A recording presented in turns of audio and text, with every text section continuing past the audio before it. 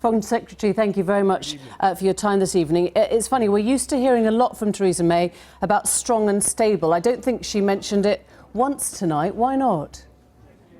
Well, I think it's the res ipsa loquitur, as we say on Newsnight. I think she spoke for herself. She gave a commanding performance, and it came across very, very clearly that she's overwhelmingly the best candidate to be Prime Minister on Friday of next week. Because strong and stable listening to the was how she wanted to be seen. She emanated both virtues, and her answers were clear. They were concise. She got through a lot of them.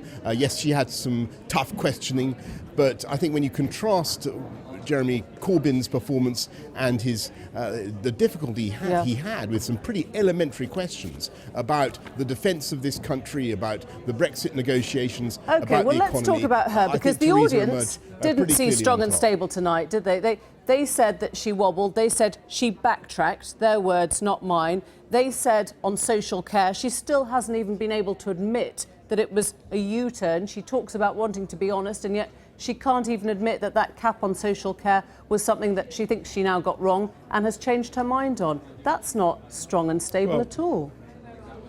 Well, on the contrary, I think that she gave a very full answer to the whole question of social care, and she spelt out once again that this is to stop people having to go through the agony of selling their homes to pay for domiciliary care whilst they're alive. We're raising the threshold to £100,000 you can pass on when you die.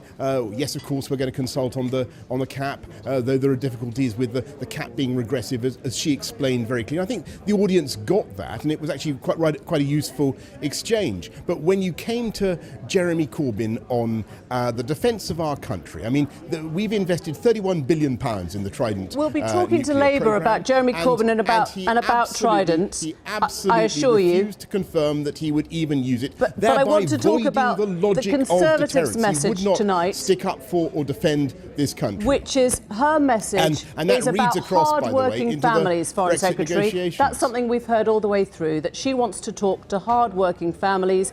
And we heard tonight a nurse turn round and say to her that she's earning the same money that she was in 2009. And Theresa May said, there's no magic money tree. That's pretty condescending, isn't it, for somebody who's seen a 14% less money in real terms? That's what she said tonight. What she pointed out, that we've already spent £500 billion on the NHS. You are seeing improvements she was talking to a nurse who hasn't seen her salary go up in real terms since 2009. I understand, and nobody minimises the difficulties that people are facing. But as Theresa May just said, we have to be prudent with public expenditure. And it's because we've been prudent that we are able now to put another £8 billion into the NHS to continue to improve that great service. And you can only do that, as she said, if you have a strong economy. And I know you don't want me to talk about the policies of the Labour Party. I do, because when you're talking about a strong economy and you're talking about being prudent, Jeremy Corbyn seemed to think to condescend to a guy who is running a small business, and blithely to want to whack up his taxes with no understanding of the damage that does to the productivity of the UK economy, the ability of our economy to generate the tax revenue we need to pay for the NHS and all other public services. You can confirm then what Michael Fallon told The Telegraph: there will be no increase in income tax under this Conservative Parliament if you win. Is that correct? We are a party that has already taken 4 million of the lowest paid out of tax. No increase in income tax. Is that what you're going to pledge now? With 1 week to go. We will bear down on taxation, and we have absolutely no plans to raise income tax or any other tax. For high earners, can you tell them then you are not going to raise income tax? Because you just talked to me about being prudent and having to make choices and not paying a nurse more than 1% raise in salary. So there'll be no increase in income tax, even for high earners, right?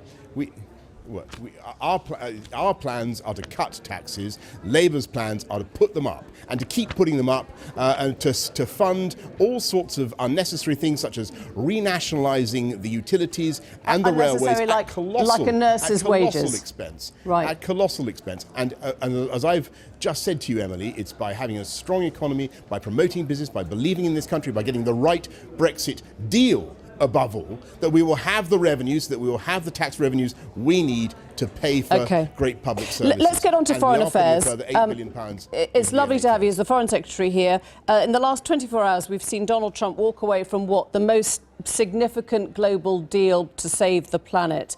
And the best we've heard from Theresa May is that it's disappointing. That sounds like what you'd say when a souffle doesn't make it. Well, come on. Everybody remembers, of course, that Bill Clinton, who was much loved by the liberal left and all the rest of it, actually did not ratify the Kyoto Protocol, and yet America has met its obligations under Kyoto. Let's see what Donald Trump does before we rush to wave fingers at him and accuse him of this, that, or the other. So what he did was let's not wrong. work with the Americans. I do think, frankly, I think it would be better, and I make absolutely no bones. I think it would have been better, as I said to Rex Tillerson, and I've said to all our counterparts in the White House and across government in America, it would have been much better for America to keep going with the original thing. As it happens, Donald Trump had made a clear commitment to his electorate before the American election that he was going to do just this. That we, as a special relationship ally, can say is disappointing. What we can do. We will continue to work with the Americans to reduce CO2. And by the way, huge steps have been accomplished on both sides of the Atlantic to do this. We've cut CO2 massively in this country, and so have the Americans. But the Europeans got it together to sign a joint letter. Why didn't we sign that? Why didn't Britain partake in that signature? As you heard the Prime Minister say very well, she doesn't have to tag along with a bunch of other signatories to sign the letter. She was so we're tagging along now, is it? She was talking to the American president himself in a way that I don't think any of those other leaders were. She was making our views very clear, which was that we disapprove of what has happened. We don't think it's the right way forward, but we are going to work with the Americans nonetheless to continue to tackle climate change, and that is the right thing to do. When you use phrases like that, you demean the office of Foreign Secretary, don't you, Boris Johnson? I mean, people are starting to talk about whether you're going to keep your job after the election, and when you talk about tagging along with foreign leaders, that just demeans your office. Well, I simply fail to understand what you're saying. It is completely right of the Prime Minister to ring up the American President to express the position of the British government in, I think, terms that were loud and clear. And our job is, unlike Jeremy Corbyn, who's I think the most anti-American leader of the Labour Party I can remember, we have considerable ability to help the Americans. You accused European leaders last year of a windjarama. The difficulties facing the Americans and do you think people to help them to get it right. I'll give you a few examples. I'll give you a few examples, if I may. One of them is obviously over the Iran deal, which Jeremy Corbyn alluded to several times.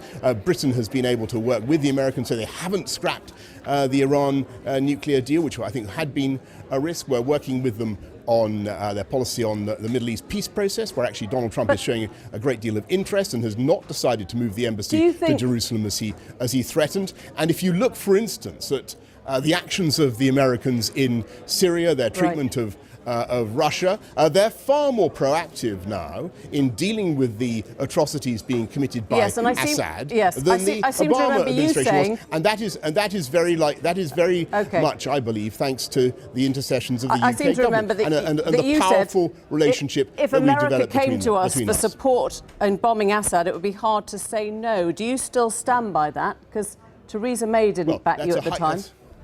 That's a hypothetical question. We haven't had any such. Yours. We haven't had any such request.